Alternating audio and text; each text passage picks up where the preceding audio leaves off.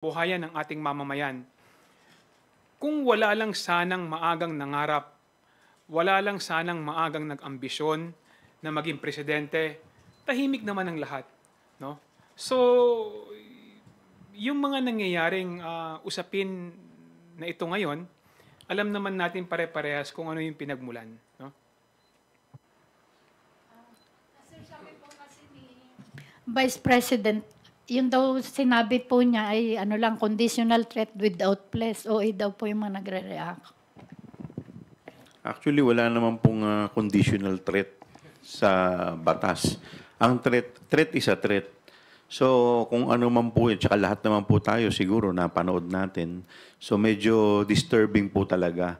At tsaka talagang worries. Nakakaano po talaga, nakakabahala po talaga yung mga binitawan na salita. Kaya nga po kami po sa